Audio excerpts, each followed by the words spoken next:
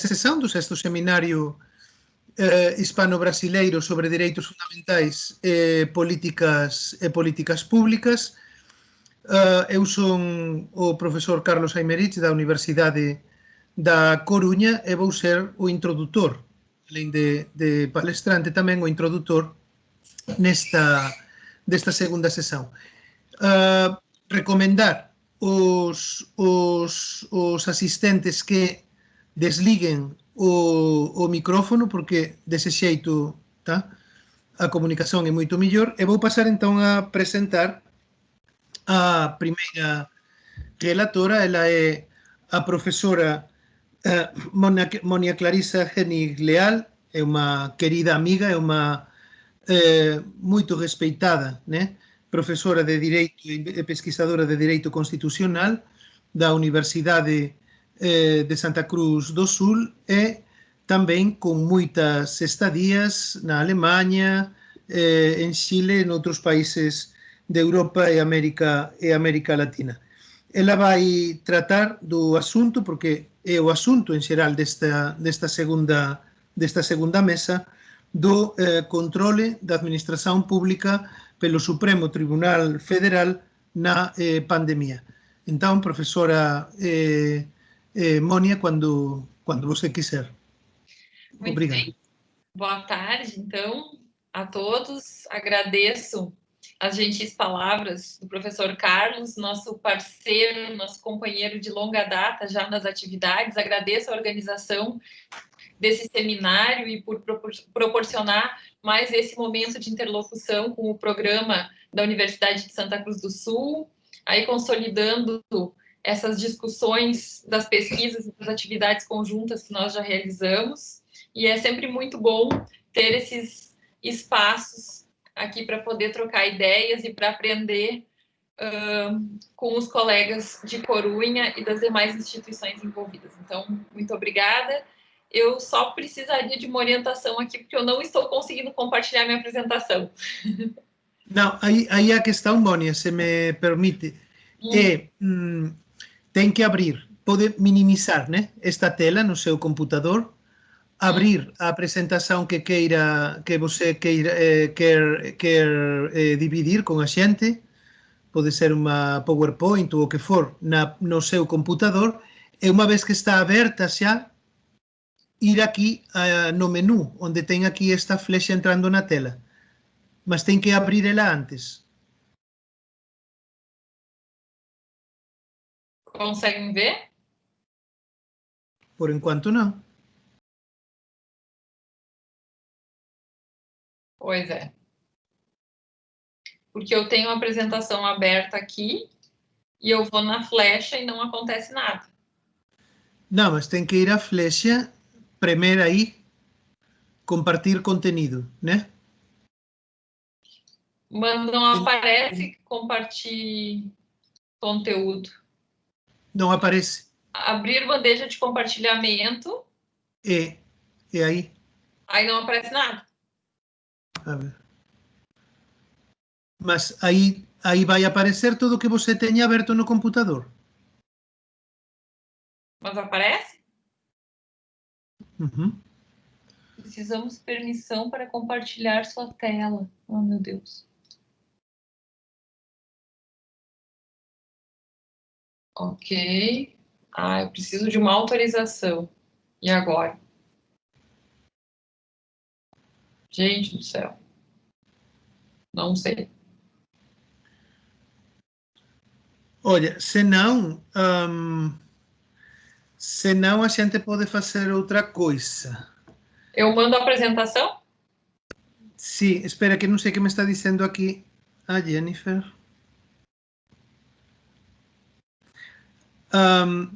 Se quiser, pode enviar a apresentação a Jennifer, que é a nossa organizadora, pelo correio eletrônico. Você tem o correio eletrônico dela, da Jennifer, né? Então, pode enviar a ela pelo correio eletrônico, ela se compartilha, então. Pode ser? Sim, sim. Já estou fazendo.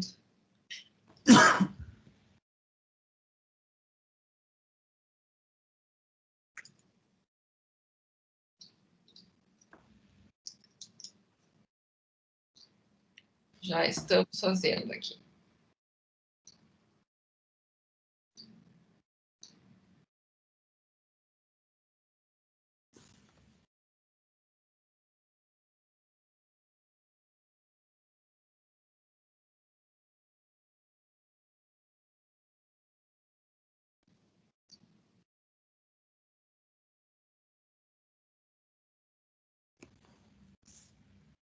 Por que as coisas são lentas quando a gente quer que sejam rápidas? Sim.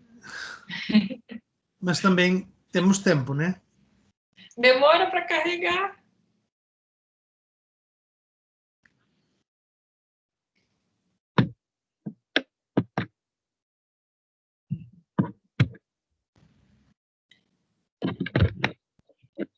Foi.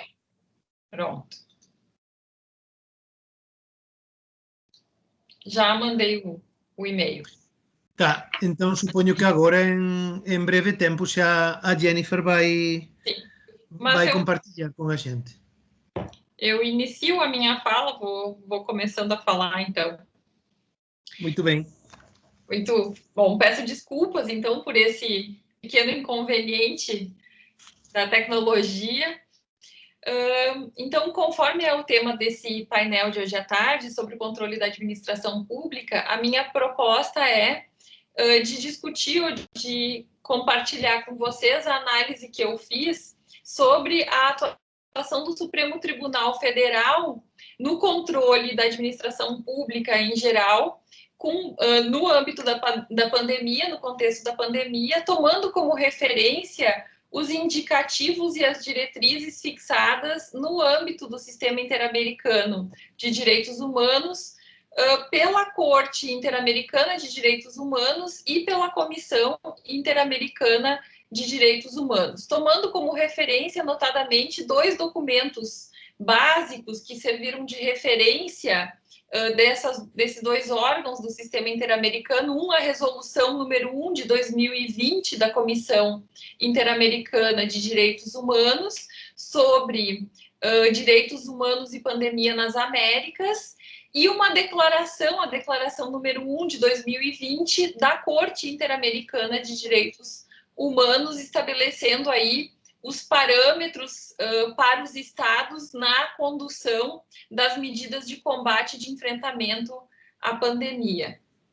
Então, a partir desses elementos, eu fiz uma análise das decisões do Supremo Tribunal Federal relacionadas com a temática da pandemia. Então, uma análise de todas as ações do Supremo Tribunal Federal em que houve a invocação ou a referência a esses documentos emitidos pelo Sistema Interamericano de Direitos Humanos com relação à pandemia. Oba, temos a apresentação.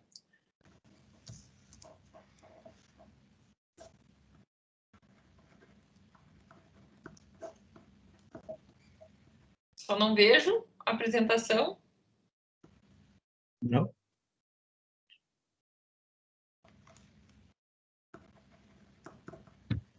Onde está a apresentação? Bom, enquanto isso eu vou falando, então. A gente tenta encaixar a apresentação com o momento do conteúdo que eu estiver falando.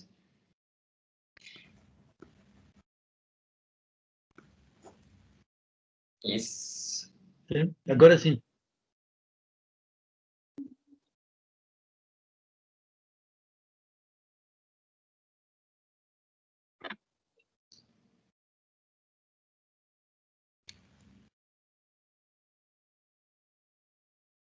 E agora? Sim.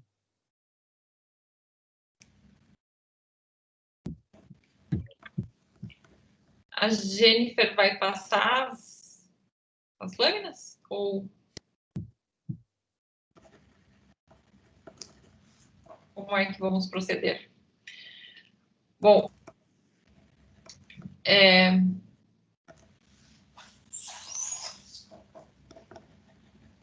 com relação... Então,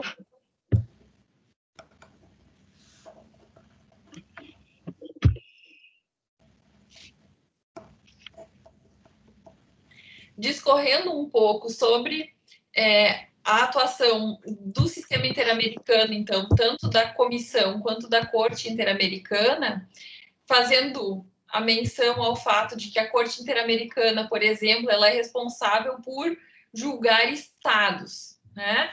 Mas ela acaba cumprindo também, e ela tem progressivamente desempenhado um papel mais voltado para uma atuação estruturante, voltada para o futuro, no sentido de prevenção de violações de direitos humanos e dando indicadores para os estados voltados para a criação de condições estruturais de fruição dos direitos humanos no âmbito da América Latina. Tanto que nós acabamos falando, de certa forma, num conceito de jus constitucionale comune, de um direito constitucional comum na América Latina, a partir dos estándares fixados pela Corte Interamericana, numa perspectiva transformadora. Então, podemos dizer que é um sistema e uma Corte Interamericana que tem olhado mais para o futuro, para a prevenção, do que para o passado, com uma simples perspectiva de reparação das violações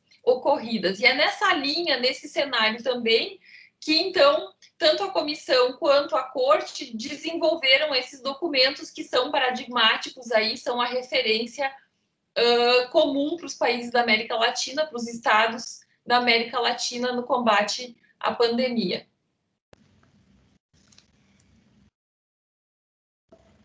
Dentre as diretrizes que foram...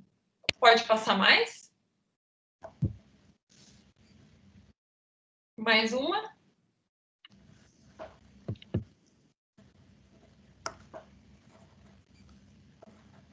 Pode passar mais. Seguir adiante.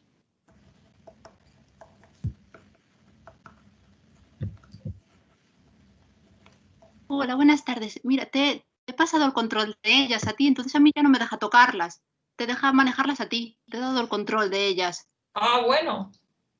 Pero ¿cómo? Prueba a ver si te deja. Es que yo ahora, como te pasé el control, no me deja a mí tocarlas. Sí, pero ¿cómo hago yo para controlarlo? Puedes ponerlo en presentación, en pantalla completa, en tu ordenador, y ya te tiene que dejar pasarlas para adelante, porque yo te cedí el control como moderadora que eres y no me deja pasarlas para adelante. Porque no reacciona la computadora. Hago lo que quiera y no pasa nada. Voy a intentar recuperar yo el control, a ver si puedo pasártelas yo, ¿vale? Voy a intentar quitarte el control de ella. Creo que es más fácil. Uno más, por favor. Vale.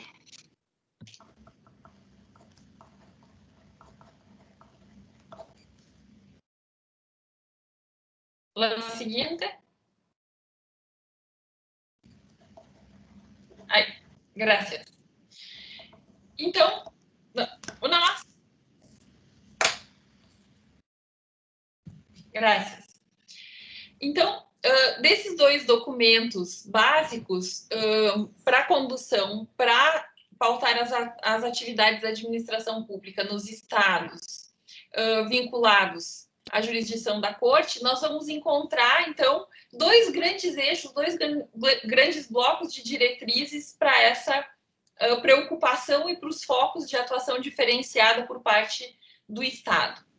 O primeiro deles identificado com os grupos vulneráveis e a questão da marginalização, e um segundo mais identificado com a própria preservação do Estado de Direito e da democracia nas suas diferentes variáveis. Então, com relação ao primeiro aspecto, nós vamos identificar de uma forma muito clara uma preocupação e uma percepção de interdependência e de unidade dos direitos humanos no contexto da pandemia, ou seja, a percepção traduzida pela Corte e pela Comissão nesses documentos vai no sentido de que um direito é condição de possibilidade para o exercício do outro, e esses direitos todos se apresentam como necessários e abrangentes num momento de crise sanitária como é o combate à pandemia. Portanto, é uma perspectiva ampla que precisa ser considerada, não se trata simplesmente de um atendimento à saúde, se trata de uma percepção dos direitos humanos como um todo. E especialmente com relação à proteção dos grupos vulneráveis, uma noção de interseccionalidade fica muito evidenciada. Essa perspectiva que já se identifica nas decisões da Corte com relação a esses grupos, de uma fragilidade e de riscos potencializados com esses grupos vulneráveis. Não só de uma maior exposição ao vírus em razão da própria condição econômica e social que por cria as condições adequadas, seja de infraestrutura, seja de saneamento, que acabam potencializando essa exposição ao vírus, ou a própria necessidade que essas pessoas têm para sua manutenção, de circularem, de não poderem cumprir com as medidas de quarentena e de isolamento da forma como deveriam, seja pelas consequências sociais, com a intensificação da desigualdade e da marginalização em razão do próprio desemprego e dos efeitos drásticos que a crise econômica vai gerar. Então, nesse sentido, várias das questões que foram postas. Além disso, nós vamos identificar uma especial preocupação com o sistema prisional, que nós vamos abordar mais pontualmente na sequência, e com a questão dos indígenas e com a violência de gênero, a violência doméstica e a sobrecarga de trabalho com relação às mulheres nesse contexto da pandemia e do isolamento social. E uma preocupação com o possível acirramento da discriminação em razão de todos esses fatores. Próxima, por favor.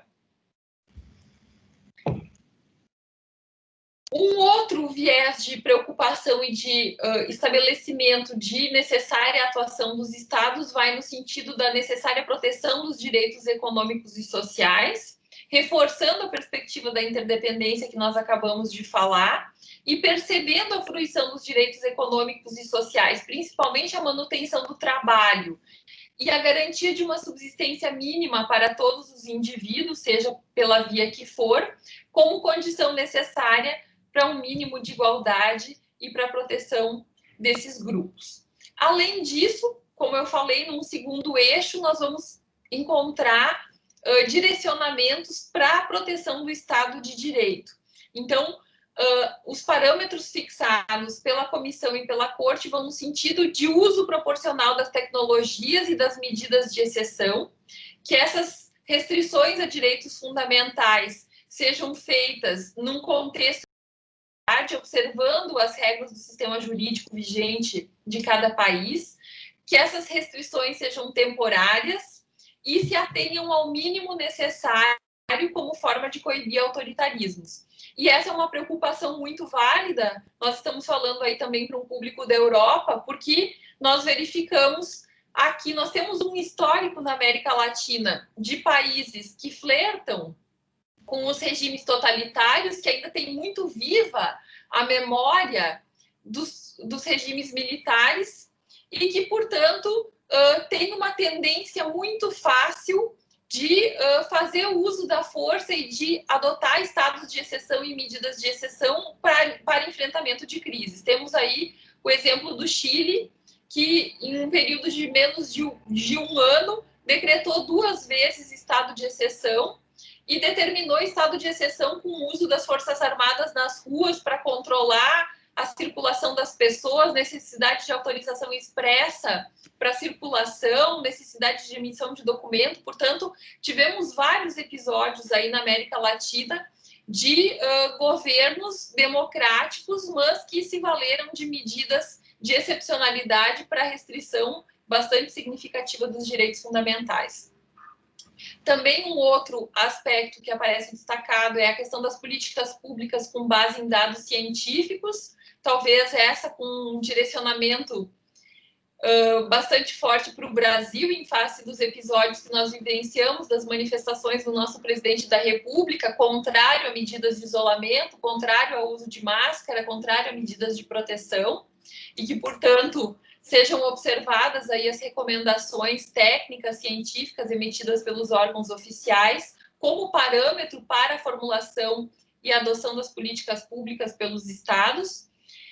Um outro aspecto é o acesso à informação, associado a uma especial proteção da imprensa, dos veículos de comunicação, no seu papel de preservação do Estado de Direito e o combate às fake news por todo o seu prejuízo e por toda a característica que nós conhecemos. E uma inovação que aparece no âmbito de proteção dos direitos nesses documentos é o acesso à internet como um direito humano.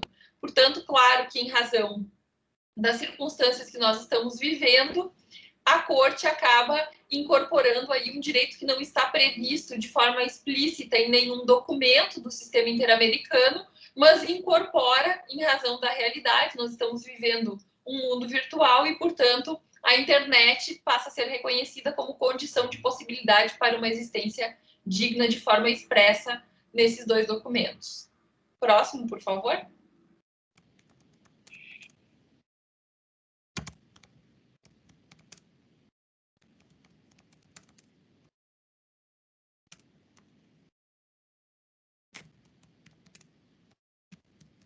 Próxima. Pode passar, por favor? Es que lo estoy intentando, pero no se pasa. He perdido el control otra vez yo, de ellas. No sé qué pasa. Increíble. Pasa. Vamos a ver.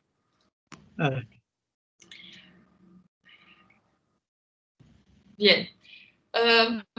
Então, a partir desses parâmetros, nós fizemos um levantamento da atuação do Supremo Tribunal Federal, que tem tido uma atuação bastante significativa no controle dos atos, das medidas da administração pública no âmbito da pandemia, né, controlando bastante, de forma bastante intensa, as medidas provisórias editadas, tentando preservar, de certa forma, o Estado de Direito e as instituições aqui. E a análise que nós fizemos foi, então, aqui especificamente com relação à utilização desses parâmetros fixados pela Corte e pela Comissão Interamericana. Nós encontramos, com relação à pandemia, a Covid-19, 13 ocorrências, todas elas decisões monocráticas, ou seja, tomadas por um único ministro do Supremo Tribunal Federal, em medida de apreciação de medida de urgência, digamos assim. 3 arguições de descumprimento de preceito fundamental, que foram julgadas, apreciadas em conjunto sobre o uso obrigatório da máscara, 8 ações de habeas corpus relacionadas ao sistema prisional, a arguição de declaratória de inconstitucionalidade por omissão 60, que trata sobre um estado de coisas inconstitucional ambiental, uma ação bastante interessante, mas que não teve por objeto a pandemia. E a questão da Covid, ela foi só trazida en passant, de forma secundária, como um argumento referindo a existência e a propagação da Covid-19 entre os indígenas como uma desculpa para a diminuição da fiscalização ambiental no espaço da Amazônia e propiciando as queimadas. Então, não tem relação direta com a pandemia. Pode passar a próxima. O interessante é que nós vamos ter, então, como diretrizes específicas, e aí eu vou analisar especificamente agora as ações do Supremo Tribunal Federal com relação aos habeas corpus, que pediam a libertação dos presos em razão da pandemia. Nós temos como diretrizes do sistema interamericano para o sistema prisional a redução da superpopulação nos presídios, a adoção de medidas alternativas à privação de liberdade, com especial atenção a idosos e mulheres grávidas, a questão de crimes graves e violações de direitos humanos devendo ser analisados com critérios mais exigentes de proporcionalidade, as medidas de prevenção para impedir o contágio como uma obrigação, como um dever estatal, todas as unidades prisionais devendo ser atendidas por um cuidado médico e restrições a contato, comunicação e visitas estritamente proporcionais. Pode passar a próxima. O interessante é que das 8 ações de habeas corpus em que se invocou e que se fez menção à resolução número 1 de 2020 da Comissão Interamericana, nenhuma dessas ações foi apreciada no mérito. Todas foram apreciadas apenas com relação ao não cabimento, à não competência do Supremo Tribunal Federal por uma questão de supressão de instância. O paradoxo é que justamente nas ações em que o Supremo Tribunal Federal decide o mérito dos habeas corpus, notadamente pela não liberação dos presos, a resolução e os parâmetros fixados pelo sistema interamericano não foram citados. Então, é interessante perceber que os referenciais do sistema interamericano foram invocados para aquelas causas que não foram julgadas no mérito. Nas causas em que houve julgamento do mérito, a referência às diretrizes não foi feita. Próxima, por favor.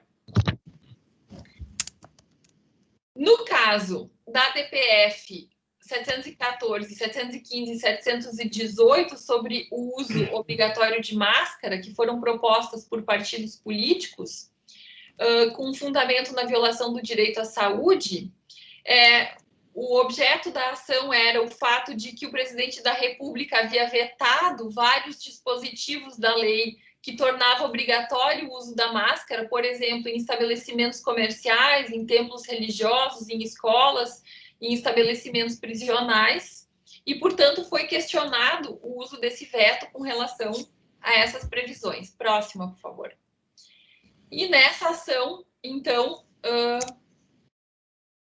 o Supremo Tribunal Federal, mais uma vez, fez uso dos parâmetros fixados na Resolução número 1 de 2020 da Comissão Interamericana, especificamente no que diz respeito ao sistema prisional, adotando como argumento central a ideia de que há um dever do Estado de adotar medidas para impedir o contágio, tomando como referência aquela diretriz de adoção de medidas específicas para evitar o contágio nos presídios.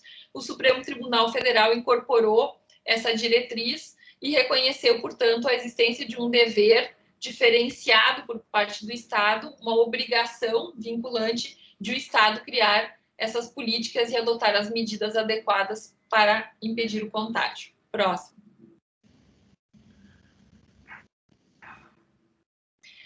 Mas talvez a ação mais interessante, que tenha feito um uso mais consistente, por assim dizer, dos referenciais do sistema interamericano, diz respeito aos povos indígenas. E aí nós vamos ter como indicadores fixados pela comissão e pela corte a necessidade de informações sobre a pandemia no idioma tradicional de cada povo, não só para a compreensão das medidas adotadas, mas também dos efeitos e da gravidade da pandemia, respeitar o não contato com os povos em isolamento voluntário, intensificar as medidas de proteção e atenção à saúde com pertinência cultural, valorizando ou preservando aí a diferença e as particularidades próprias dos indígenas. Próxima. Essas questões, elas foram trazidas à tona no julgamento da DPF 709, que teve como relator o ministro Luiz Roberto Barroso. O objeto da ação tinha por foco principal a proteção do direito à saúde e à vida dos indígenas, falando da insuficiência das medidas de proteção dos povos indígenas que estavam sendo adotadas pelo poder público, e, portanto, a ação foi proposta por uma associação indígena, né, dentro da legitimidade ativa prevista no artigo 103 para as ações do controle concentrado de constitucionalidade, e a decisão ela pode ser considerada uma sentença estruturante, como o próprio ministro refere, utilizando, para tanto, parâmetros e elementos da resolução da comissão. Próxima.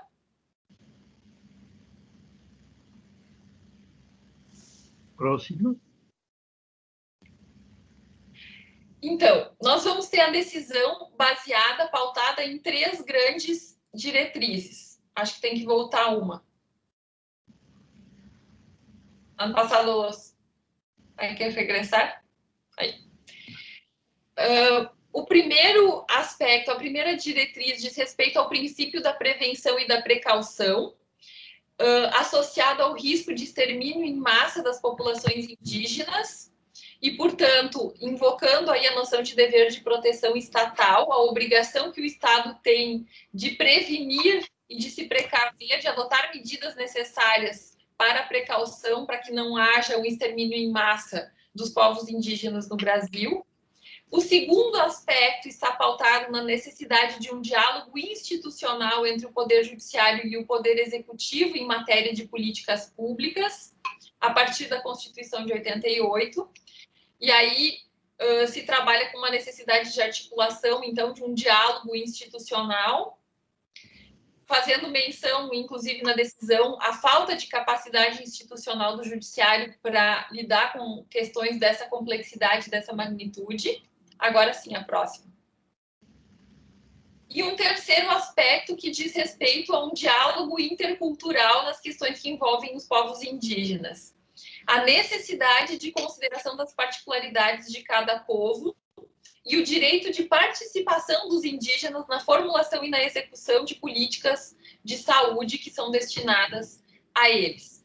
Para tanto, a decisão toma como fundamentos a Constituição de 88, o regime jurídico previsto para a proteção dos índios, a Convenção 169 da OIT, que traz essa previsão de participação, de serem ouvidos os povos originários interessados, e as próprias decisões da Corte Interamericana são invocadas também os precedentes com relação à proteção dos povos indígenas. O interessante é que a Convenção 169 da OIT é referida como vinculante porque foi internalizada e, portanto, o Supremo Tribunal Federal ainda tem uma certa resistência a reconhecer uma proteção multinível dos direitos humanos. Mas isso é pauta para uma outra discussão.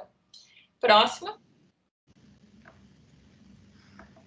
E as medidas que foram determinadas, então, são 5 medidas básicas. A primeira delas é a criação de barreiras sanitárias, num plano a ser apresentado pela União em prazo de 10 dias, tomando como base a especial vulnerabilidade dos povos indígenas e a sua exposição a doenças infecto-contagiosas em razão da sua baixa imunidade, invocando para isso também o direito ao isolamento, orientado pela Comissão Interamericana. Então, se reconhece esse direito ao isolamento dos povos indígenas, associado com a ideia de que é dever do Estado criar as condições e adotar as medidas para viabilizar esse direito, reconhecendo, então, atribuindo uma dimensão objetiva aos direitos humanos também.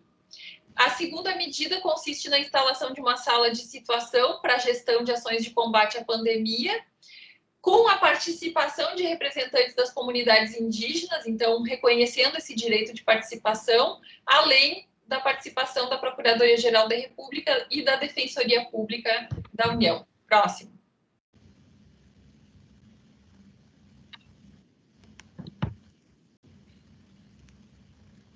A terceira medida determina a retirada dos invasores das terras indígenas, mais uma vez com fundamento no direito ao isolamento, previsto pela Comissão Interamericana na Resolução número 1 de 2020, e, portanto, incorporando aí, mais uma vez, os estándares fixados pela Comissão. Próxima. A quarta medida consiste na elaboração de um plano de enfrentamento da Covid-19 para os povos indígenas brasileiros, com participação da União, do Conselho Nacional dos Direitos Humanos e a participação das comunidades indígenas, então. E a quinta medida, a determinação de acesso de todos os indígenas aos serviços do Sistema Indígena de Saúde, com fundamento no reconhecimento da identidade cultural e da orientação, então, de que os povos indígenas sejam atendidos por um atendimento à saúde que contemple as suas particularidades, a sua diversidade e todas as variações e complexidades que isso traz. Então, de certa forma, a medida também reconhece o direito de eles serem atendidos por esse sistema especial de saúde e não propriamente pelo SUS, ou de não serem obrigados a ser atendidos pelo SUS. Próxima.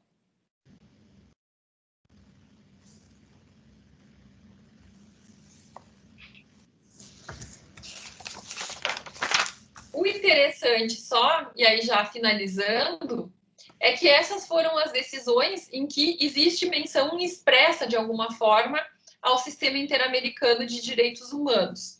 Mas é claro que nós vamos encontrar uma série de outras medidas, porque, como eu disse, o Supremo Tribunal Federal teve uma atuação bastante importante no controle dos atos relativos à pandemia. Nós vamos encontrar uma gama de decisões do Supremo Tribunal Federal sobre temas muito importantes, estratégicos e que são contemplados pelas diretrizes e pelas orientações fixadas pela Comissão e pela Corte, que não vão trazer essa referência e vão desconsiderar por completo.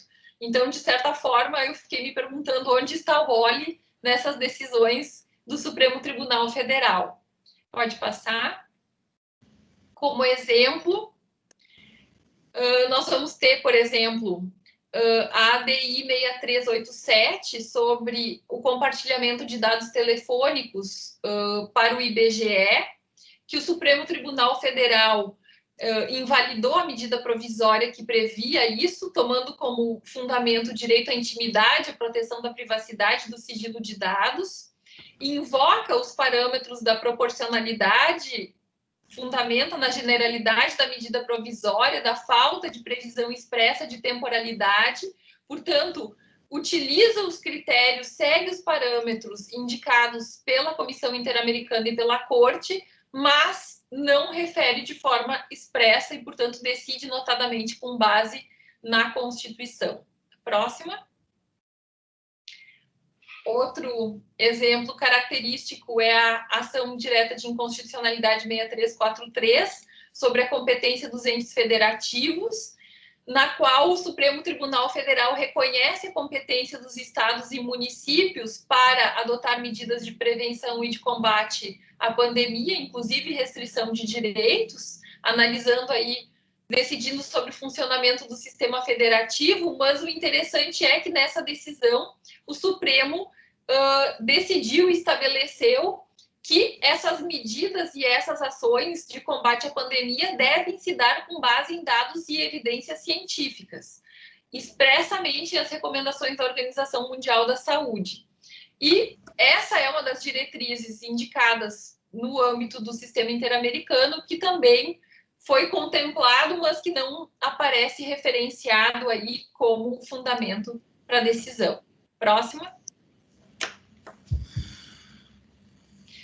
E tivemos ainda a restrição da Lei de Acesso à Informação, onde o Supremo Tribunal Federal, mais uma vez, considerou que as restrições a direitos eram genéricas e abusivas, violando a garantia de acesso à informação, e, portanto, a Comissão Interamericana fixou o direito à informação como um elemento fundamental no combate à pandemia, no gerenciamento da crise sanitária, e esse elemento é contemplado como base para a decisão do Supremo Tribunal Federal para invalidar a medida provisória, restringindo aí a aplicação que previa a limitação do acesso à informação, mas não há menção ao sistema interamericano e à resolução da comissão.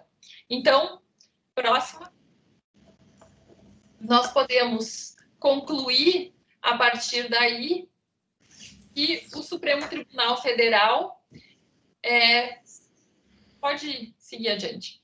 Que o Supremo Tribunal Federal teve uma atuação muito importante no combate, próximo, por favor, no combate à pandemia, fiscalizando, controlando de forma bastante importante os atos da administração pública, portanto, exercendo esse controle, cumprindo com a sua função institucional, adotando parâmetros importantes em alguns momentos fixados pelo sistema interamericano, mas em outros, de forma contraditória, não. Então, as orientações fixadas pelo sistema interamericano são bastante condizentes com o histórico de proteção que vinha sendo fixado, mas, infelizmente, no Brasil, nós ainda estamos carentes. Poderíamos utilizar esses referenciais, esses parâmetros, como elementos a mais para controlar e fiscalizar os atos da administração pública, mas o STF ainda tem sido reticente e um tanto quanto instável na incorporação desses parâmetros para a realização desse controle. Então, era mais ou menos isso. Eu diria que, às vezes, o OLI pode ser encontrada nas decisões do Supremo e, às vezes, não. Então, agradeço a atenção de vocês e fico à disposição para nós conversarmos um pouco mais na sequência. Obrigada. Sim. Moito obrigado, profesora Genig Leal. A verdade é que a súa palestra foi moito interesante e eu acho que tamén ela levanta unha questão que é o contraste entre a rapidez do sistema interamericano de protección de dereitos humanos se comparado con o europeu. Que eu saiba, o Tribunal Europeo de Dereitos Humanos non teve aínda nin o Tribunal nin a Comisión nenhuma resolución, nenhuma directriz en materia COVID. E tamén non o Tribunal, embora non é exactamente un Tribunal de Defensa de Dereitos Humanos, de protección dun sistema de dereitos humanos, o Tribunal de Xustiza da Unión Europea.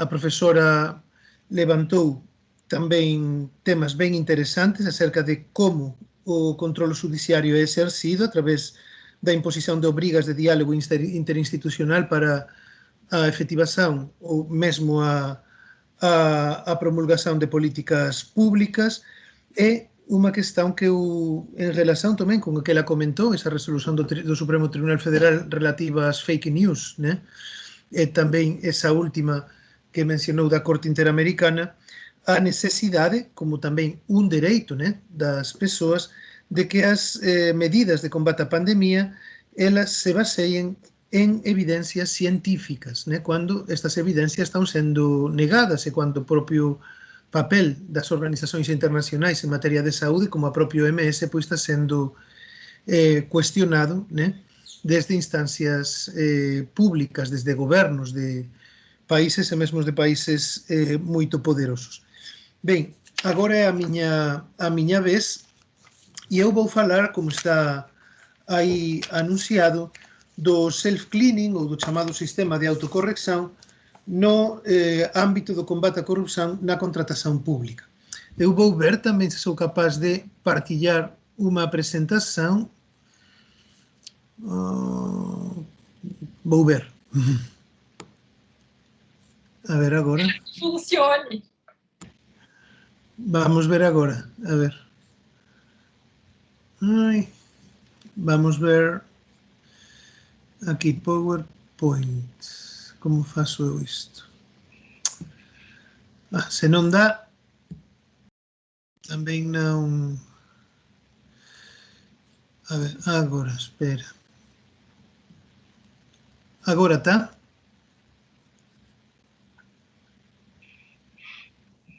Um texto?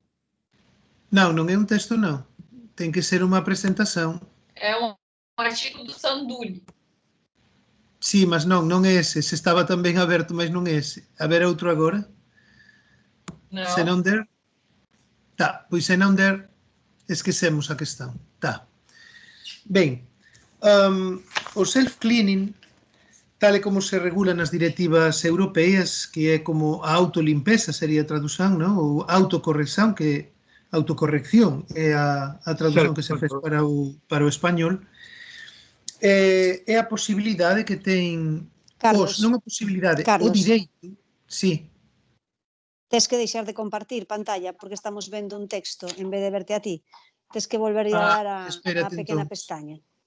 A ver, saco isto. Sí, deixa de compartir. Dalle ao cuadrado outra vez coa flecha.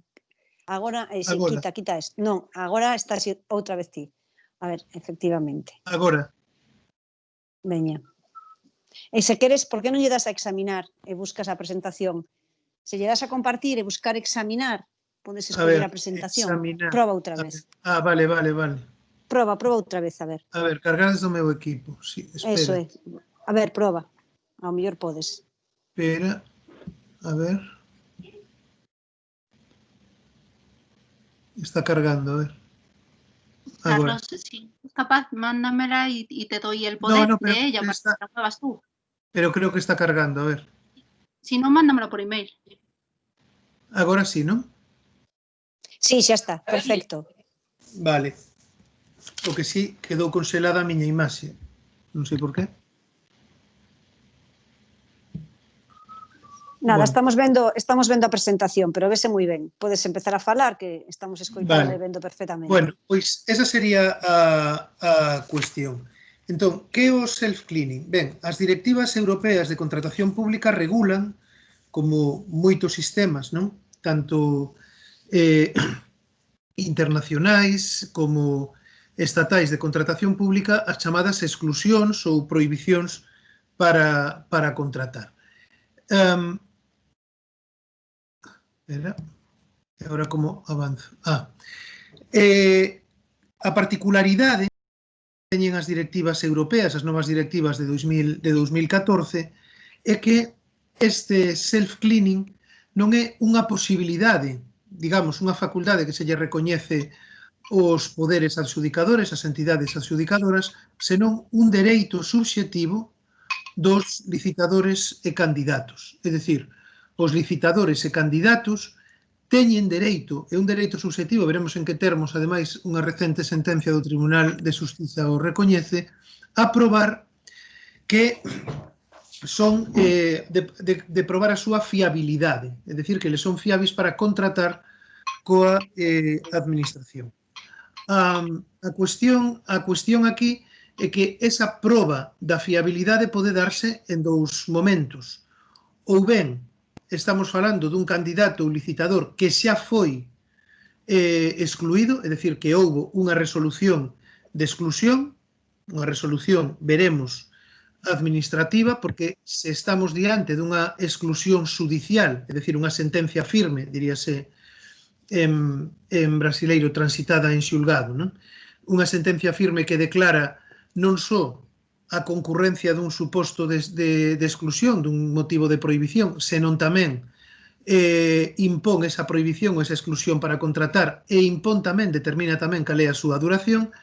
Nese caso, o self-cleaning, pero só nese caso, veremos en que termos agora, non operaría, pero en todos os demais, aínda que haxe unha resolución administrativa impoñendo a exclusión dun determinado licitador, este pode en calquera momento presentarse ou tentar presentarse a unha licitación, presentarse, concurrer á adxudicación dun contrato público e probar que, a pesar de ter sido excluído, reúne ou adoptou medidas, pois normalmente medidas organizativas, de separación de determinadas persoas, medidas reparadoras do dano, medidas tamén de colaboración coa investigación e coas administracións que lle permiten ou que lle permitirían, digamos, recuperar a súa fiabilidade, aínda que a decisión final acerca de se este candidato que xa foi excluído é fiável ou non corresponde pois a órgano competente de acordo co ordenamento de cada un dos Estados membros, non? Que pode ser tanto o poder adxudicador, outro órgano administrativo ou incluso o poder xudicial. Este sería un dos primeiros supostos. Hai algún, non sei se se me escoita ben.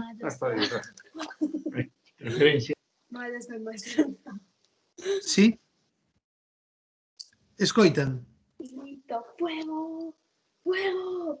¿Alguien tiene el micrófono? Sí, parece que alguén ten o micrófono aberto. Ben, esta sería un primeiro suposto. Un segundo suposto é candidato ou licitador que aínda non foi excluído, pero que cando se presenta, imaginemos, a unha licitación, un competidor ou outra persoa denuncia que está incurso nun dos motivos para ser excluído, previsto nas directivas ou previsto nas normas internas dos Estados membros de transposición. Neste caso, ese licitador ou ese candidato tería tamén dereito a demostrar que, a pesar de concurrir nel, de estar incurso nese motivo de prohibición, as medidas que adoptou ou as medidas que se compromete a adoptar, digamos que restauran a súa fiabilidade e, por tanto, podería presentarse. Trataríase, como dixen, dun dereito subxectivo de candidatos e licitadores, dun dereito, ademais, que impide, tal e como a xurisprudencia do Tribunal de Xustiza da Unión Europea establece, que a exclusión poda ser automática, sempre ten que haber unha audiencia, sempre se lle ten que dar ao candidato ou licitador o dereito a demostrar que, a pesar de concurrir ese motivo de prohibición, pois xa, digamos, restaurou, xa se limpou, non? Despois da penitencia correspondente, reúne outra vez a fiabilidade para ser contratista da administración, e, de acordo coas directivas, o contido mínimo desas medidas, né, ou desas probas que pode presentar o licitador ou candidato afectado a efectos de demostrar que é outra vez fiável, que pode contratar coa administración, sería a indemnización ou reparación dos danos producidos, a colaboración no esclarecemento dos feitos, non? Colaborar coa investigación das irregularidades que están na base ou que constitúen ese motivo de prohibición, e medidas organizativas, basicamente a adopción de normas de cumprimento, de normativo, compliance, né? Que de alguna forma preveñan ou impidan que este tipo de irregularidades se podan producir no futuro. Como decía, o self-cleaning non pode operar se hai unha sentencia firme, e viñase interpretando que esa sentencia firme bastaba con que a sentencia firme declarase a existencia dun motivo para contratar. Por exemplo, bastaba, logo veremos un exemplo no ordenamento español, con que unha sentencia declarase que unha determinada empresa ou que o administrador dunha determinada empresa cometeu un dos delitos, pois, pensemos, de suborno ou doutros dos que están listados, non? Que na Lei de Contrato do Sector Público ou nas directivas de contratos e concesións públicas europeas, e se esa sentencia era firme, pois xa esa empresa tiña que ser excluída. Ben, o que di agora, interpretando literalmente a directiva o Tribunal de Xustiza da Unión Europea, que non basta con que haxa unha sentencia firme que condene a empresa, a responsabilidade das persoas xurídicas ou algún dos seus administradores, non? Pola comisión de un destes delitos que aparecen nun números clausus tipificados, non? Listados na directiva, senón que é necesario, para que se impoña a prohibición, a exclusión da contratación, que esa sentenza, ademais, indique que se impón de forma concreta a pena de exclusión e sinale tamén cal é a súa duración. Se non é así, a sentencia simplemente permite abrir un procedimento administrativo que no seu caso pode levar a declarar a exclusión da empresa, dándolle a esta empresa, a este operador económico, o dereito da audiencia, a posibilidade de probar que adoptou medidas, etc. Pero, xa digo, impide que a exclusión se adopte de forma automática. Ben, aí hai varias cuestións que tamén indica a xurisprudencia esta sentencia do Tribunal de Xustiza da Unión Europea. En primeiro lugar, que ese dereito que teñen os licitadores candidatos a probar a súa fiabilidade debe poder ser exercido en tempo útil, é dicir, que se un licitador ou candidato quere presentarse a unha adxudicación dun contrato, débeselle permitir probar, o cal non quere decir que a resolución final vaya nese sentido ou estime non esa pretensión, pero sí, como mínimo, que haxe unha resolución ao respecto, probar a súa fiabilidade antes de que o contrato se adxudique, porque, de acordo con ese principio de efecto útil, o Tribunal de Xustiza entende que, en caso contrario, se estaría impedindo ou as normas ou os procedementos ou, en definitiva, as condicións de execución fixadas polos Estados membros estarían facendo imposible ou extraordinariamente difícil o disfrute, non, o exercicio deste dereito por parte de licitadores e candidatos. En segundo lugar, como xa dixen, que esa exclusión en ningún caso pode ser automática, e en terceiro lugar, que aínda que se respeta a autonomía procedimental e institucional dos Estados membros, é dicir, os Estados membros poden libremente determinar cal é o procedimento a través das normas de transposición para o exercicio deste dereito de self-cleaning, cales van ser as institucións competentes, que poden ser administrativas, poden ser incluso xudiciais. En todo caso, como digo, teñen que respeitarse estes principios aos que antes me referín, de cooperación sincera, de efectividade e tamén o dereito de audiencia previa, non, do licitador e candidato. Que sucede? Sucede tamén que, quizáis para contrapesar un pouco a amplitude con que as directivas, e sobre todo na interpretación que delas dá o Tribunal de Xusticia da Unión Europea, dan a este dereito de autocorrección ou de self-cleaning, o Tribunal de Xustiza da Unión Europea, no punto 35 desa sentencia de 11 de xuño de 2020, tamén establece que no caso de levantamento de prohibicións ou de exclusións, é dicir, estamos no suposto de empresario, operador económico que xa foi excluído, sobre o que pesa xa unha exclusión, pero que quere que esa exclusión sexa levantada a través do exercicio deste dereito para poder concorrer á adxudicación dun contrato. Di que nese caso é necesario, di o tribunal, que as autoridades competentes realicen unha avaliación das probas e medidas presentadas por este empresario, por este operador económico, di, porque en caso contrario non darían ou non existiría ningunha garantía para o poder adxudicador de que ese operador económico recuperou a fiabilidade e, por tanto, se estaría permitindo participar a operadores potencialmente non fiáveis. Non? Esa sería un pouco a cuestión, un pouco o contrapeso. É dicir, pode suspenderse o procedimento de adxudicación para permitir que se resolva esta solicitude, non, dun operador que xa foi excluído ou dun operador que a través dunha denuncia pois se descubre que está incurso nun motivo de exclusión, pero o que non se pode deixalo participar tamén directamente, porque nese caso non estaría garantida a súa fiabilidade e habería, por tanto, un risco para o poder adxudicador, en definitiva, para o bon fin do contrato. Cal é o fundamento deste sistema de self-cleaning? Bueno, tense comparado co sistema de leniency ou tolerancia no ámbito do dereito da concorrencia, do antidumping. O que sucede é que hai unha diferencia fundamental. A leniency no ámbito do dereito da competencia, ela se xustifica precisamente na necesidade de facilitar, né, que a través desta denuncia por parte de un dos autores, de un dos operadores que participou nesas prácticas anticoncorrenciais, anticompetitivas, pois se descubran prácticas anticompetitivas, que de outra forma, de outro xeito, sería imposible descubrir, porque, por esencia, estamos falando de prácticas ou acordos secretos, non?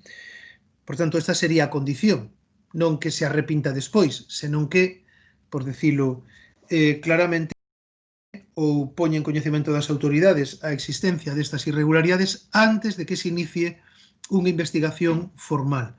Isto é exactamente o mesmo que acontece no caso de outros sistemas internacionais de contratación, por exemplo, no caso do sistema do Banco Mundial, onde o sistema chama de voluntary disclosure, né?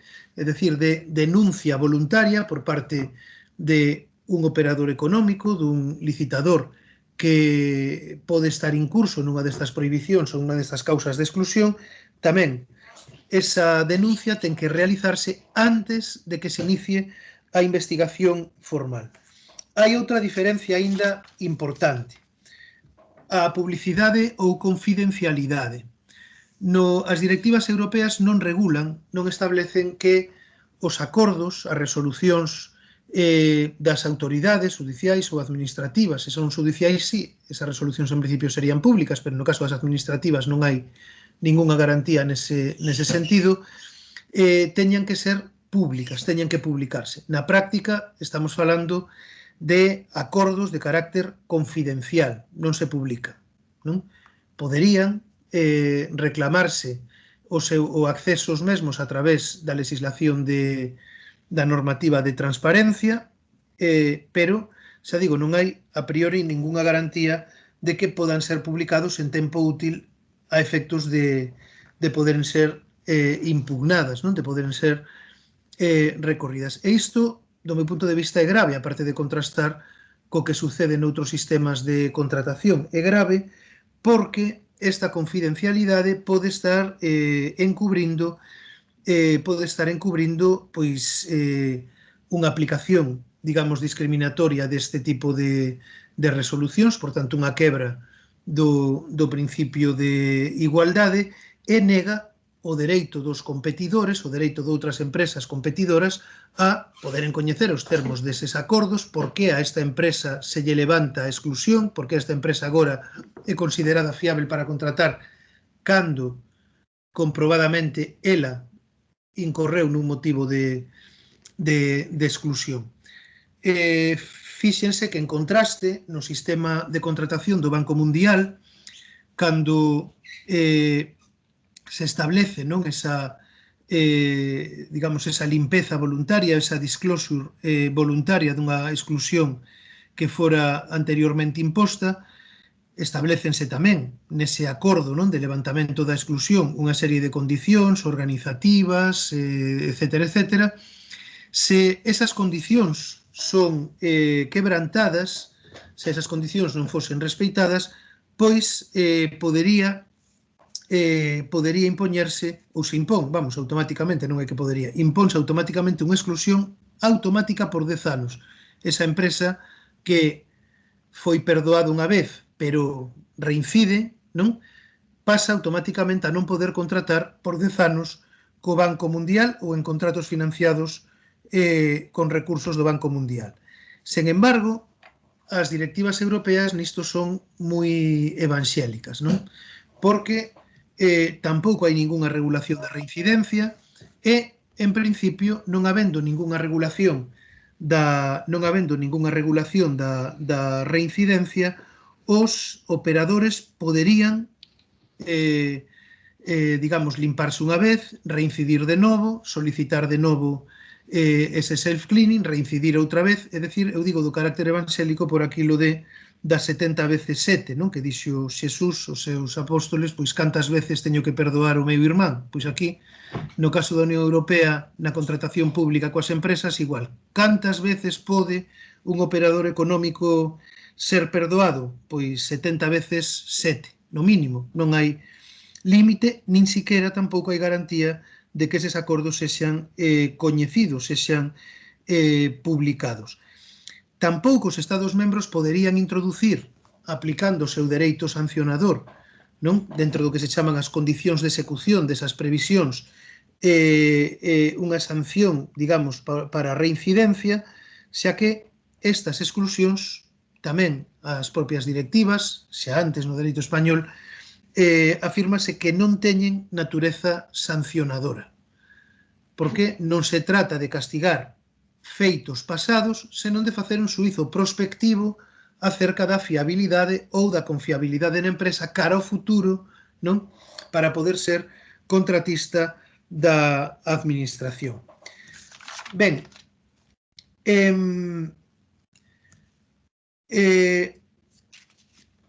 a ver se podo avanzar. Non me deixa avanzar. A ver. Agora sí. Ben, no caso da Lei Española de 2017, o self-clearing incluso, digamos que se relaxa. Pois pode operar mesmo habendo sentenza firme, no caso que antes nos referíamos e que agora sanciona a xurisprudencia do Tribunal de Xustiza, e incluso se modera o rigor da Directiva de Contratación Pública, porque desaparece a exigencia de que o operador que pretende recuperar a súa fiabilidade, que pretende recuperar o seu dereito a contratar coa administración, teña que colaborar no esclarecimento na investigación dos feitos, non? Que levaron a súa exclusión. E, ademais, o deber de reparación, de indemnización dos danos, limítase exclusivamente a aqueles que sexan declarados expresamente por sentencia ou resolución administrativa que declare como responsable a ese operador. Prevese tamén a posibilidade de que unha resolución de prohibición ou de exclusión para contratar poda ser revisada, como sabemos tamén iso se admite na directiva, e isto abre a porta, na práctica, a solucións negociais, non? A acordos, a unha negociación, abre o campo para unha negociación entre as entidades adxudicadoras, os poderes adxudicadores, que son, no caso español, en principio, xunto coa Xunta Consultiva de Contratación Administrativa, dependendo cal sexa o motivo de prohibición, que ten que acordar ou apreciar a concurrencia dun suposto de prohibición, pois podan negociar cal é o alcance desa prohibición, baixo que condicións esa prohibición ou esa exclusión para contratar pode non aplicarse, etc. E para finalizar, un caso práctico para ver os problemas que na práctica ten este sistema, non? Ben, o suposto é o seguinte: un órgano de contratación, neste caso a Xunta de Goberno Local do Concello de Palma de Mallorca, descubre no curso dun procedimento de contratación, dun contrato de servizos, que existe unha das licitadoras, está afectada por unha condena firme dun dos seus administradores pola comisión de determinados delitos de prevaricación, malversación de fondos públicos e falsidade. E resolve, porque ese precisamente un dos supostos de exclusión das directivas de contratación pública e tamén da Lei Española de Contratos do Sector Público, excluir a esa empresa da licitación, non? Que sucede? Que esa condena firme pola comisión destes delitos, esa sentencia que condenaba ao administrador único da empresa pola comisión destes delitos, non determinaba a sentencia dicindo que non determinaba a imposición da exclusión como pena accesoria, nin tampouco, lóxicamente, o non establecer esa pena accesoria de exclusión, tampouco establecía a duración desa exclusión da licitación.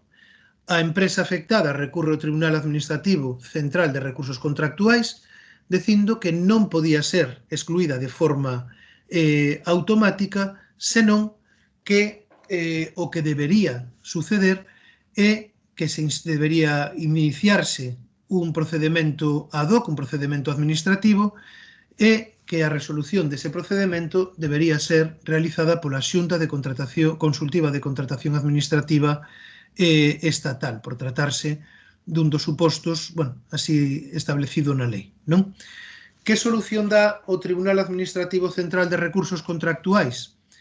Pois que se suspenda a adxudicación do contrato, en tanto a Xunta Consultiva de Contratación Administrativa incoa, tramita e resolve ese procedimento para declarar se a empresa en cuestión debe ser excluída ou non, cal é o ámbito subxectivo desa exclusión e a duración desa exclusión, di sen prexuízo de que se podan adoptar medidas cautelares. Claro, na práctica, que sucede? Pois na práctica sucede que se un órgano de contratación, se un poder adxudicador, suspende, vendo ademais cal é a duración media destes procedimentos, o procedimento de adxudicación, pois vai ter que tamén deixar en suspenso a satisfacción da necesidade pública que en principio quere atenderse ou satisfacerse a través dese contrato por un tempo non inferior a 6 meses. Vai suceder, e perdoen se lles parezo así moi rudo, moi bruto, co que sucede con certas obras públicas, que cando empezan a excavar e descubren algún resto arqueolóxico, algún director de obra, digamos, pouco sensível á protección do patrimonio cultural, pode decir, bota cemento inmediatamente enriba deses restos para que non nos paralicen a obra, que non veña patrimonio, etc. Aquí vai pasar o mesmo. O órgano de contratación, cando detecte por unha denuncia ou que algún dos licitadores pode estar incurso en causa de prohibición para contratar, se ten que suspender o procedimento, esperar a que a Xunta Consultiva de Contratación Administrativa Estatal inicie ese procedimento ad hoc, instrúa e resolva, e, por tanto, vais ver paralizado a súa contratación, o que fará é intentar non adxudicar o contrato a esa empresa pola conta que lle ten, o cal tamén unha irregularidade, non? E, por outro lado, preocuparse ben, cuidarse ben, de que ninguén se entere da existencia dese posible motivo de exclusión ou de prohibición para contratar polas consecuencias que na práctica tería. Desde o meu punto de vista, no dereito español, é certo que agora con esta sentencia do Tribunal de Xustiza da Unión Europea do pasado día 11 de suño é máis complicado, hai elementos para entender que esa non debería ser a solución, incluso se atendemos ao Regulamento Xeral de Contratación do ano 2001, ali se diferencia entre a declaración e a apreciación da prohibición para contratar ou de exclusión para contratar. A apreciación da existencia desa exclusión é realizada polo órgano de contratación e debería levar como mínimo a que a empresa sexa excluída, e xa a declaración terá que ser realizada pola Xunta Consultiva de Contratación Administrativa determinando cal vai ser o alcance subxectivo e tamén o alcance temporal da prohibición ou de exclusión para contratar. Pero, como mínimo, ese alcance implicará que no procedemento de adxudicación concreto, non? En causa, esa empresa debería ser xa excluída, a súa oferta non debería ser admitida. Ben, esta eu creo que sería a solución máis lóxica, a solución máis racional, máis acorde tamén coa que parece ou que declaradamente é unha das finalidades das directivas, como é o combate á corrupción, pero estamos vendo que na práctica, nin na práctica da administración española, nin na práctica tampouco da xurisprudencia europea, esa pareza ser a cuestión. Esa para rematar. Antes, efectivamente, tiña aberto un artigo recente de Aldo Sandulli, un administrativista italiano, que falaba sobre o Estado de Dereito, rule of law, no ámbito da Unión Europea e sobre o propio papel do dereito, a propia función que o dereito, como instrumento de regulación, cumpre no ámbito da Unión Europea. El di, eu creo que todo o que afecta ao self-cleaning, tal como acabamos de ver, é un exemplo disto, que no ámbito da Unión Europea, esa aproximación, esa perspectiva funcionalista do dereito, e sendo ademais o proceso de integración europea un proceso non guiado, digamos, por finalidades ou por principios de carácter xurídico, senón por principios e finalidades puramente económicas e mercantís, que o papel do dereito final limítase a convertirse, a dar forza legal, incluso forza constitucional, porque materialmente constitucional a través do dereito primario dos tratados, a ese proceso de integración económica guiado por esas consideracións e por eses obxectivos e finalidades non de carácter xurídico, senón de carácter mercantil. Por iso, en vez de estar diante, dai veñen os problemas, que desde unha visión xurídica podemos ver ou advertir no self-cleaning, a posible quebra da igualdade entre os licitadores, ese carácter confidencial que abre a porta a tratamentos desiguais, a favoritismos, etcétera, etcétera, etcétera. Sen embargo, desde o punto de vista do dereito da Unión Europea, pois é consistente, con unha visión do dereito que, como digo, atende exclusivamente a legalizar procesos, valores e principios de carácter económico. Pon como exemplo Aldo Sandulli neste artigo todo ese sistema de avaliacións ex ante, avaliación de impacto ambiental, avaliación de impactos de diferente tipo, todos os mecanismos de cumprimento normativo ou compliance e, neste caso tamén, digamos, que unha resolución de exclusión ou de prohibición para contratar poda ser revisada, poda ser levantada ou incluso, a pesar de se constatar a concorrencia dun dos supostos de prohibición ou de exclusión para contratar, ela non sexa aplicada en funcións, xa digo, de consideracións puramente económicas, porque, finalmente, o self-cleaning tal e como ele afirmado nas directivas e como viña sendo defendido por algúns autores, como ele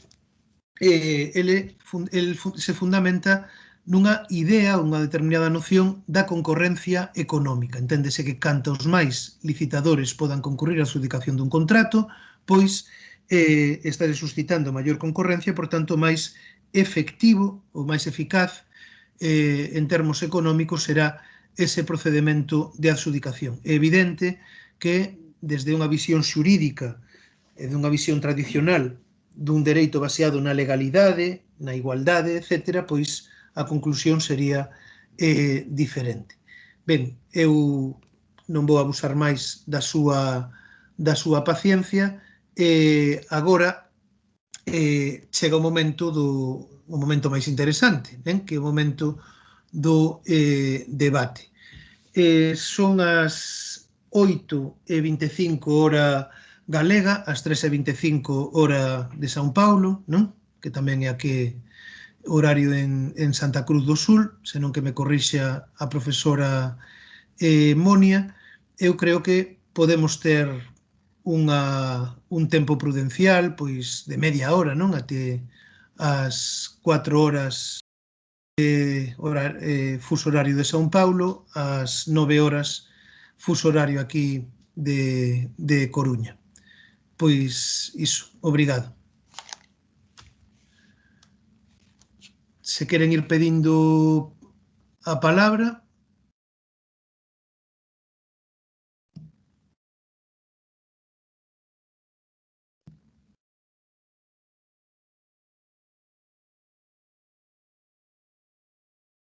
Sí.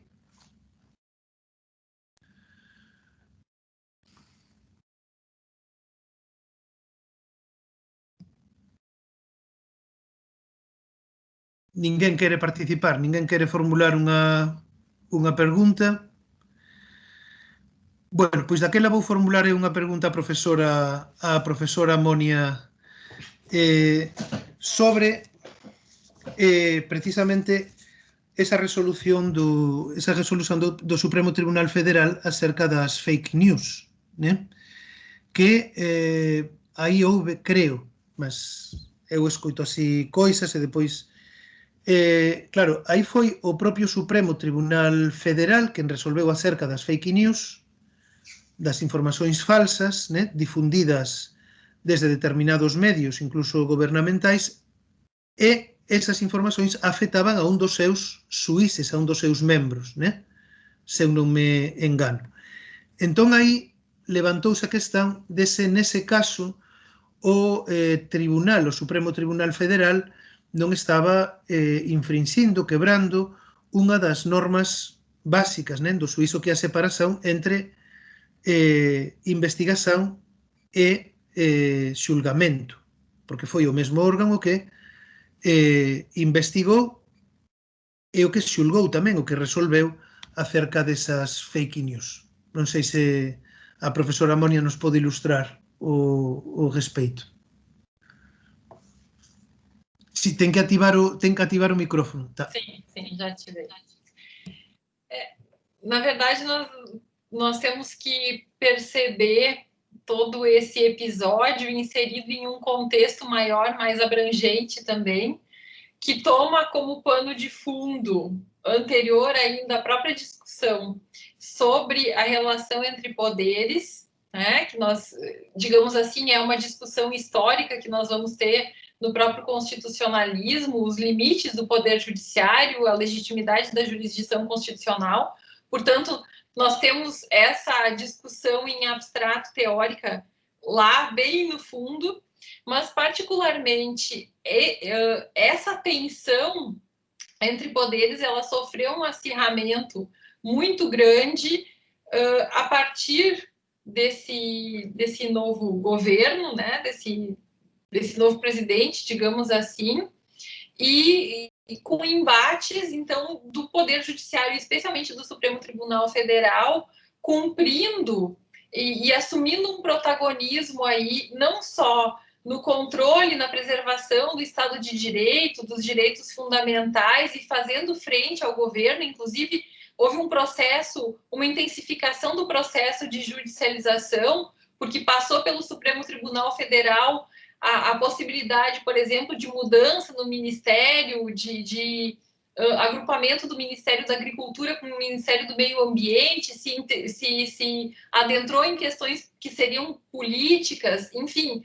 se provocou o Supremo Tribunal Federal sobre questões bastante delicadas e bastante controvertidas do ponto de vista da administração, e tudo isso gera um caldo, digamos assim, dentro do qual se insere esse episódio mais específico. E, especialmente na pandemia, nós vamos ter aí a atuação do Supremo Tribunal Federal, como eu disse, no controle e assumindo um protagonismo na condução, inclusive, das medidas de enfrentamento da pandemia, determinando obrigações para o Poder Executivo, limitando, enfim, direcionando. Nós tivemos o episódio da indicação do diretor da Polícia Federal, né? Então, tudo isso acontece dentro de um cenário bastante tumultuado, de bastante tensionamento. E é nesse cenário, é nesse contexto já bastante quente, caliente, por assim dizer, que nós vamos ter mais esse episódio sobre a questão de fake news e a questão de acusações envolvendo os ministros do Supremo Tribunal Federal e questão particular. Então, a dimensão que isso tomou ganha um novo significado e se intensifica dentro desse horizonte maior que nós estamos vivenciando, ou que nós vivíamos naquele momento aqui no Brasil. E, portanto, talvez tenham se intensificado as motivações e a forma de atuação. O Supremo já tinha tomado essa dianteira e já tinha tomado coragem de assumir determinados posicionamentos ousados e talvez tenha se excedido aí e atropelado um pouco as coisas na condução desse episódio das fake news e, portanto, cumprindo aí a uma só vez com o seu papel, né, decidindo e sendo vítima e instruindo o processo e fazendo tudo ao mesmo tempo. Então, talvez a minha leitura, né, e um princípio que eu gosto de seguir bastante é que as crises elas não podem ser jamais desculpa para atropelos. E quanto mais crítico for e quanto maior for a crise, mais nós temos que nos ater aos procedimentos e às regras estabelecidas, pré-estabelecidas com serenidade, para que a gente tenha condição de enfrentar a crise de forma adequada. Eu me lembro também, na época do impeachment, que se suscitou a questão de realização de nova eleição. Todos eram favoráveis, porque todos enxergavam que o horizonte era ruim, e as pessoas começaram a ser simpáticas à ideia de se ir contra a Constituição e convocar antecipadamente uma nova eleição. E foi um outro grande momento de risco para a democracia brasileira de se desconsiderar o previsto na Constituição em nome de um fim maior, de um objetivo. Então, tal qual se diz sempre na ponderação que a ponderação ela não pode ser orientada pelos fins, acho que nesse episódio aqui o Supremo Tribunal Federal teria que ter ficado mais atido aos procedimentos e ter tido uma condução mais técnica um pouco, independentemente ou para além do cenário de crise que estava instaurado, até mesmo para não intensificá-lo.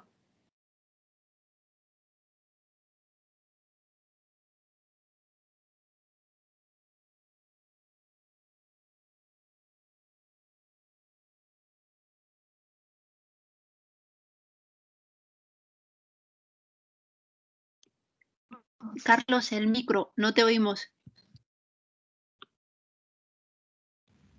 Sí, dicía que obrigada, profesora. Estaba dicendo se há máis alguma questão, máis alguma pergunta.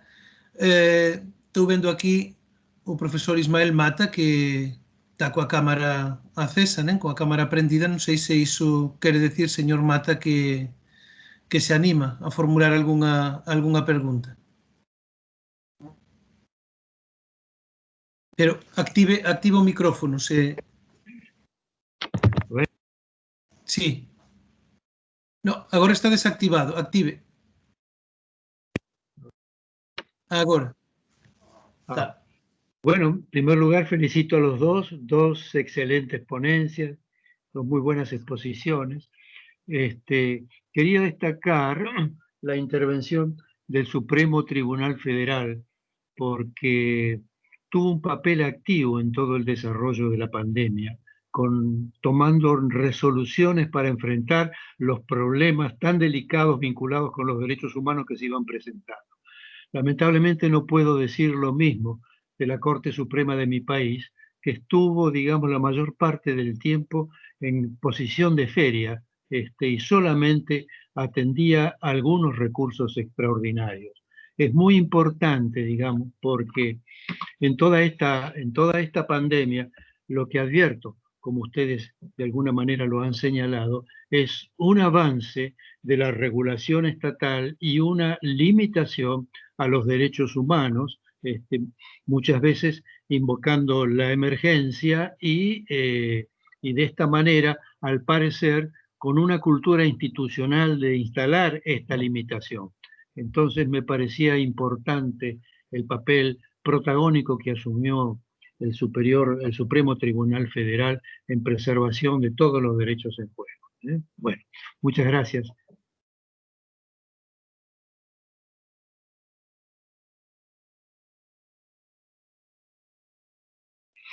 Un comentario que xa teño, bueno, realizado con algúns colegas do Brasil, né?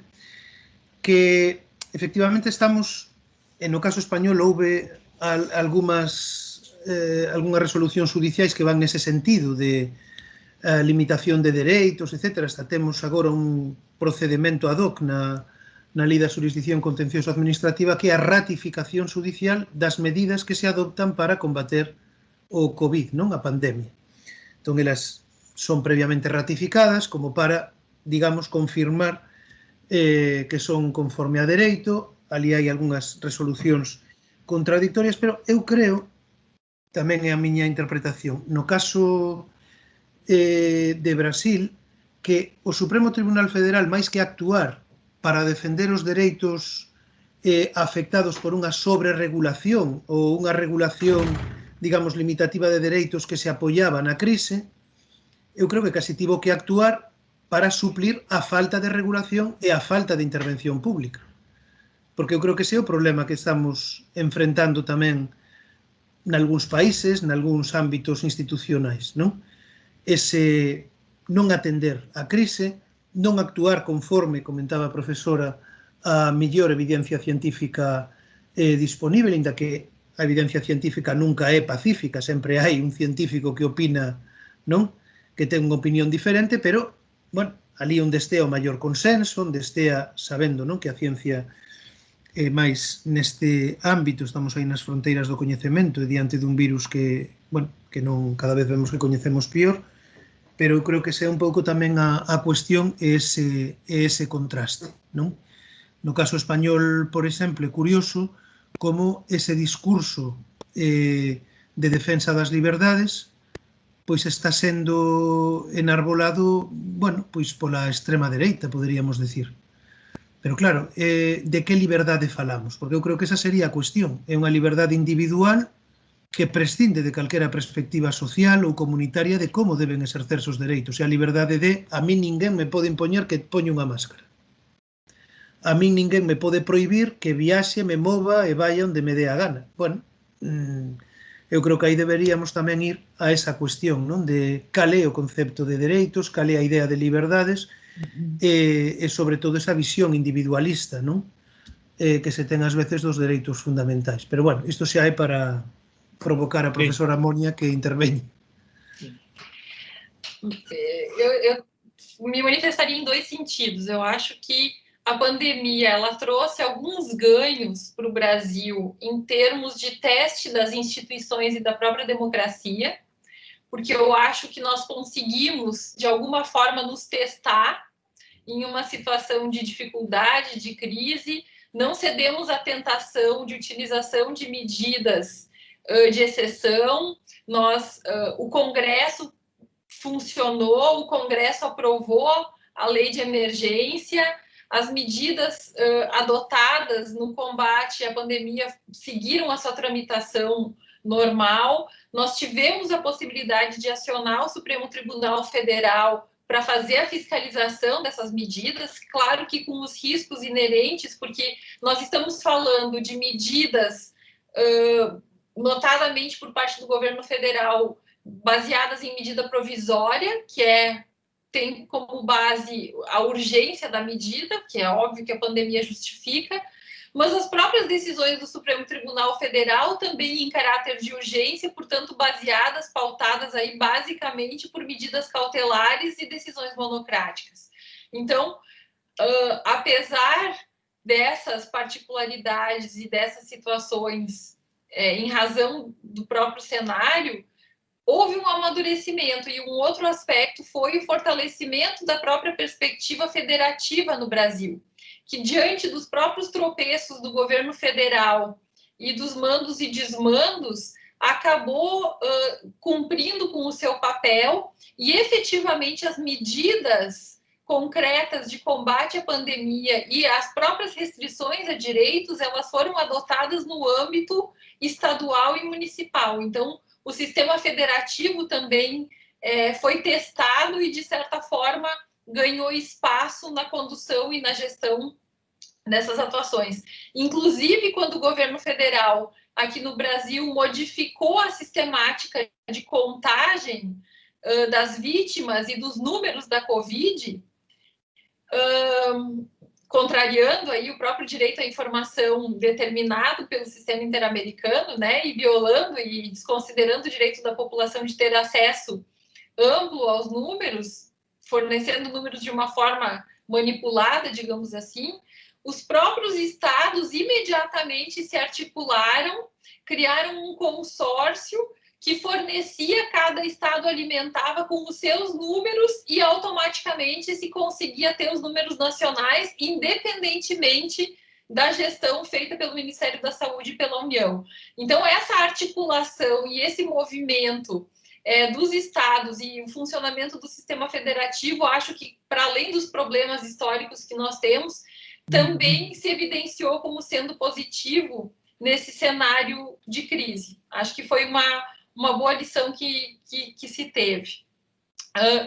Mas o outro aspecto que eu queria destacar é que essa falta de medidas e esse protagonismo do Supremo Tribunal Federal no controle dessas medidas, ele também está associado a um fenômeno de politização e de aquilo que eu chamo de futebolização que nós estamos vivendo no Brasil, porque tudo se tornou motivo para embate entre duas torcidas de time de futebol que fogem à racionalidade, porque nós, em determinadas questões estratégicas, a discussão não perpassa mais entre uma conceituação, uma proposta de defesa das liberdades individuais ou do bem coletivo, ou um projeto que precise ser disputado, e sim uma adesão e vinculação a uma torcida ou a outra torcida, conforme quem propõe a ideia, quem seja defensor da ideia.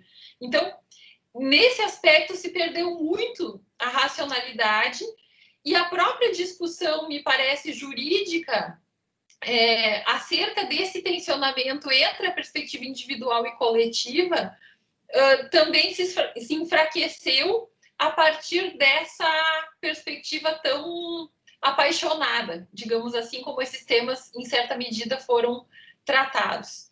Então, enfim. E agora nós estamos com a grande discussão aqui no Brasil, que reproduz e é emblemática para todo esse cenário, sobre a obrigatoriedade ou não da vacina.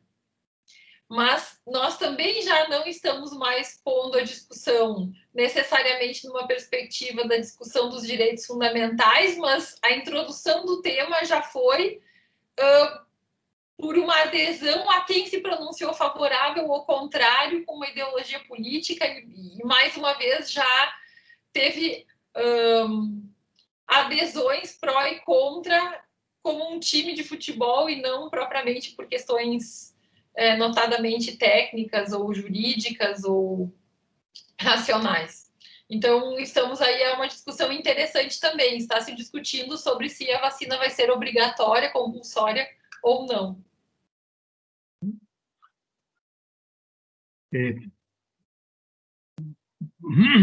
Quería... ¿Se oye? ¿Sí? Sí.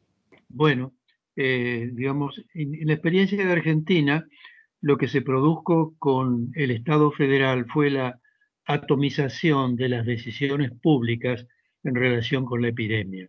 Las provincias incluso crearon límites interprovinciales, restringiendo el traslado de las personas de una provincia a otra, de una ciudad a otra, y se generaron muy serios problemas humanos, ¿no es cierto? Yo pensaba que evidentemente después de la pandemia, de la crisis, evidentemente el modelo de un Estado liberal como lo teníamos concebido necesita ser reexaminado y ajustado.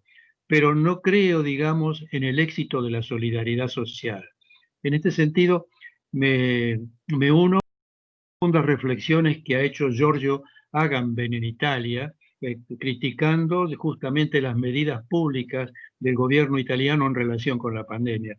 Y dijo algo muy certero, es decir, ¿cómo podemos hacer para favorecer la solidaridad social si estamos a la gente condenándola al aislamiento, al distanciamiento y además acentuando todo lo que son telecomunicaciones y comunicaciones informáticas que evidentemente atenúan en gran medida el diálogo humano? Entonces, no sé qué va a pasar cuando la pandemia se atenúe o desaparezca, pero creo que además de revisar el modelo tradicional institucional de las libertades, no vamos a entrar en un modelo de amplia solidaridad, porque tenemos muchos ejemplos en donde se ha fallado la solidaridad. Por ejemplo, en mi país, los médicos o enfermeros que viven en edificios compartidos, en condominios, muchas veces los vecinos los denuncian porque vienen de trabajar y generan el riesgo de contagiar a los vecinos, sin ninguna medida concreta, sin ningún hecho concreto. Entonces, esto me sume en profundas dudas sobre un camino positivo hacia el futuro después de la crisis de la epidemia. Gracias.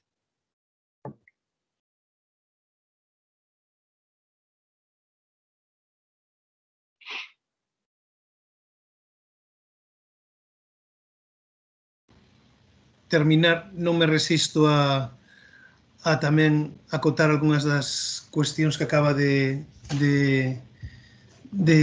propor o profesor Mata, non? Tal vez porque, bueno, traducín para o galego o libro de Slavoj Zizek, que entra tamén en diálogo con Giorgio Agamben, e as teses de Agamben, a ver, eu creo que ese é o problema que ten. Agamben escribiu esas teses en marzo, abril. E claro, en marzo, abril, pois xa pasaron, non, moitos meses. Esa preocupación de Agamben, pouco menos que dicindo que unha vez desaparecido ou, digamos, opacado, non, o que era o peligro do terrorismo islámico, pois agora os estados, non, pois descubren o virus como unha nova excusa para restringir liberdades e aplicar o que di el un estado de excepción permanente. Home, eu creo que hai que ser cuidadosos. Unha cousa é estar vigilantes, eu creo que temos que estar sempre vigilantes, e nós como xuristas, non? Porque efectivamente a tentación de quen ten o poder, cando ten ferramentas de excepción e o dereito de emerxencia na man, pois xa sabemos que é unha tentación moi grande, non? Bueno, tivemos tamén exemplos. Agora, outra cuestión é negar que o virus e a pandemia como tal é unha realidade, non é un invento, non é unha excusa, non? E que o enfrentamento dese virus, desa pandemia, pois require medidas, bueno, de restricción de dereitos para protexer outros. Outra cousa que esa restricción teña que ser razoada, teña que ser proporcionada, teña que atender tamén algo que apuntaba antes a profesora Amonia cando falaba dos indígenas, non? É unha cuestión que bueno, digamos, sentía a súa falta aquí no caso español, e cando se decretou un confinamento de casi 3 meses durísimo, no que a xente, os nenos non podían sair á rúa, porque ademais era aquel momento no que se pensaba que os pequenos, non, eran casi unha fonte de contagio, eran unha especie de saco de virus, e se os sacábamos os nenos podían contagiar a todo o mundo. Logo xa se demostrou agora que non é así, pero claro, tamén se facía tábula rasa de como son as vivendas, de como é a moradía da xente. E non todo o mundo vive en casas iguais. Hai casas en luz natural, hai casas pequenas, hai casas nos que vive moita xente, e hai outras que son amplias, cómodas, con patios, con xardín, etc. Entón, aí fixose tabula rasa, non se atendeu, non, a unha cuestión que eu creo que nun Estado social se debería ter atendido. E despois a cuestión da solidariedade, eu non creo, efectivamente, eu creo que as crises sacan o millor e o pior das persoas, pero nun Estado non somos cultivadores, non, do dereito público. No Estado a solidaridade se demostra a través dos servizos públicos. Eu creo que a solidariedade social organizada é a través, non, do Estado e dos servizos públicos. O outro, bueno, pois, en fin, podes esperar ou non, pero non está. Entón, aí, bueno, eu creo que tamén hai algunhas leccións a sacar. No caso español, eu non sería tan optimista como Monia sobre este test de estrés o que se someteu o sistema institucional español. O noso é unha especie de sistema intermedio entre un Estado unitario e un Estado federal, e, por tanto, bueno, pois eu creo que no test non, o resultado, a conclusión non é tan positiva, e despois eu creo que empeza a ver nos dous equipos de fútbol dos que falaba antes, nos dous times de futebol dos que falaba antes Monia, un certo consenso de que a sanidade pública ten que ser protexida, ten que ser ampliada, e que, por tanto, moitas políticas que houbo de austeridade, de recortes, pois teñen tamén que ser revisadas, porque as consecuencias tamén as estamos pagando agora na crise, do meu punto de vista, non? Pero, bueno, isto daría para seguir discutindo horas e horas e horas, e, desde logo, apetece moito, né, discutir, ademais, de un lado a outro do Atlántico, de un hemisferio a outro, do norte para o sur, né, falar destas cuestións, pero, bueno, xa é unha hora prudente, aquí ás 9 menos 8 minutos, ás 4 menos 8 minutos en Sao Paulo, creo que Buenos Aires tamén. Bueno, é unha hora prudente para a xente recollerse. Aquí aínda non temos toque de queda, pero xa se está falando do toque de queda, non? E, por tanto, pois agradecer a Monia, tamén o profesor Mata, a todos os asistentes o seu interese, a súa paciencia, convocalos para mañán ás 2 hora galega, non, aquí da Coruña, que serían as 9 horas, hora de Brasil, de Sao Paulo e Buenos Aires, para a seguinte sesión deste seminario. Pois, nada, obrigado, muchas gracias, e nos vemos mañán. De acordo? Obrigado. Chao. A gusto, hasta luego. Un gusto. Hasta luego.